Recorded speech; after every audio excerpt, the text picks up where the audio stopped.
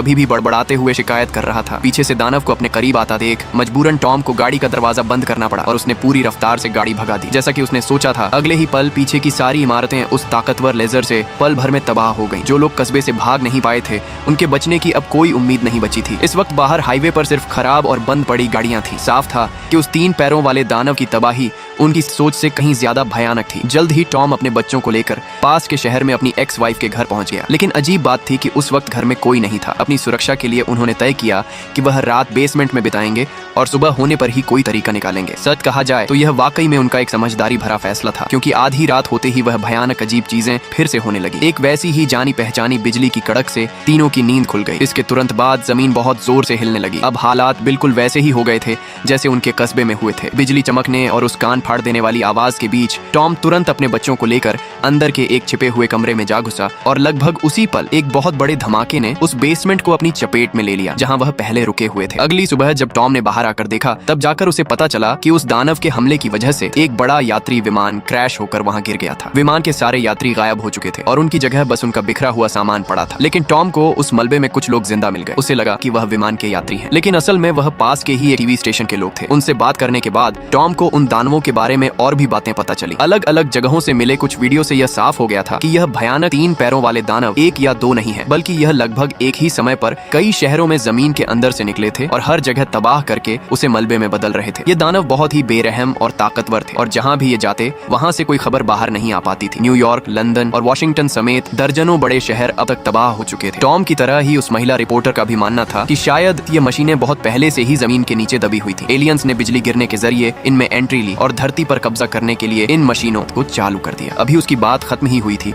कि दूर से फिर अजीब सी आवाजें आने लगी। ये सुनकर रिपोर्टर और उसके साथी तुरंत वहां से निकल गए। टॉम भी वहां ज्यादा देर रुकने की हिम्मत नहीं कर पाया और तुरंत अपने परिवार को लेकर फिर से भागने लगा। उनका इरादा बोस्टन में अपनी एक्स वाइफ की मां के घर जाने का था, क्योंकि उसे लग रहा था कि वह पक्का वहीं गई होगी। लेकिन अभी उन्हें निकले हुए ज्यादा देर नहीं हुई थी कि उसकी छोटी बेटी बिना बात सुने जिद करके नदी के किनारे चली गई। वहां उसने एक ऐसा खौफनाक नजारा देखा जिसे वह जिंदगी भर नहीं भूल पाएगी। पानी पर अचानक अनगिनत लाशें तैरती हुई आ गईं, जिनसे पूरी नदी भर चुकी थी। यह देखकर बच्ची डर के मारे हाँफने लगी। गनीमत रही कि उसका पिता सही वक्त पर वहां पहुंच गया और उसे गले लगा लिया। इसके बाद वह लोग फिर से गाड़ी में आगे बढ़ गए। ऐसे ही गाड़ी चलाते चलाते रात हो गई और वह आखिरकार बोस्टन जाने वाले बंदरगाह के करीब पहुंच गए। लेकिन वहां पहले से ही जान बचाकर भाग रहे लोगों की भारी भीड़ जमा थी। ये देखकर टॉम एकदम चौकन्ना हो गया, क्योंकि वह जानता था कि ऐसे मुश्किल वक्त में इंसान कितने खतरनाक हो सकते हैं। जब हर कोई पैदल चलने को मजबूर था, तो उनके पास मौजूद यह इकलौती चलती हुई गाड़ी किसी खजाने से कम नहीं थी जिसे हर कोई पाना चाहता था। और वही हुआ, भीड़ ने उनकी गाड़ी को चारों तरफ से घेर लिया। शुरुआत में तो लोग बस मिन्नतें कर रहे थे कि उन्हें भी गाड़ी में बिठा लें, लेकिन जल्दी ही वह लोग जबरदस्ती गाड़ी रोकने पर उतारू हो गए। कुछ सनकी लोगों ने तो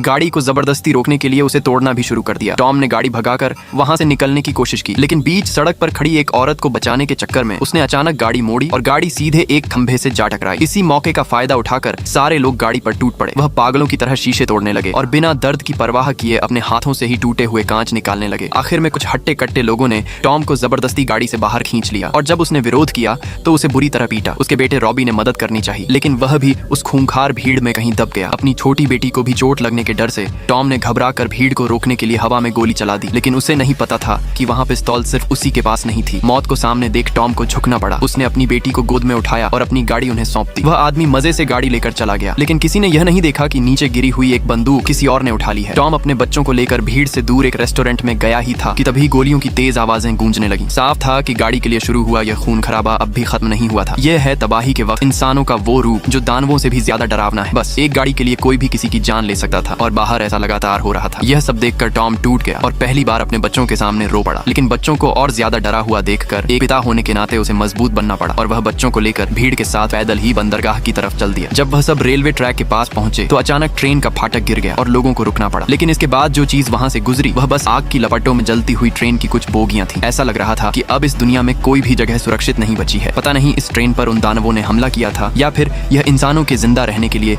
आपस में लड़ने का नतीजा था। इसके बाद टॉम का परिवार भीड़ के साथ बंदरगाह पहुंच गया। वहां सरकार ने कुछ पानी के जहाजों का इंतजाम किया था ताकि लोगों